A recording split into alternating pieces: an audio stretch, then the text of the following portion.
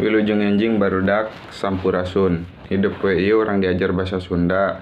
Sok buka buku paketna halaman 29. Tah dina halaman 29 nyaeta aya cerpen tanapi cerita pendek. Tah anu judulna Kadaharan Khas Sunda. Di dieu ku bapa rek dibacakeun heula. Mun tos kitu ku barudak dipahamkeun, diregepkeun, terus ngajawab pertanyaan anu dihandap. Kadaharan khas Sunda. Tatar Sunda teh kaasup daerah anu lega.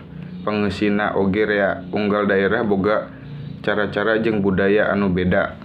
Pan aya paribasa cari sabumi, cara sadesa, sacara-carana tata Sunda mah beunghar.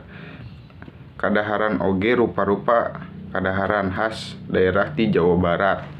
Di Ciamis aya galendo, upami urang Garut aya dodol. Di Majalaya Bandung nyaeta aya bronjong tina jagong jeung gula. Kelahna brondong Bandung teh Bandung oge aya peuyeum. Tah amun di Sumedang nyaeta aya tahu. Ari Purwakarta naon nya kadaharan khasna. Kapan di Purwakarta mah aya peuyeum gandul, peuyeum anu dijieun tina sampe tapi bisa digantungkeun. Mun resep kana manisan urang kudu ka Cianjur, rupa-rupa manisan di Cianjur mah. Tah gitu. Sok barudak dipahamkeun deui eta anu cerpenna. Tah terus anu handapna sok jawab anu bagian C.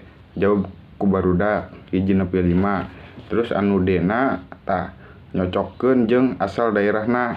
Tah dina halaman 31 sok aku barudak gawean deui hiji nepi 6. Eusina dina halaman 30 anu bagian D anu nyocokkeun.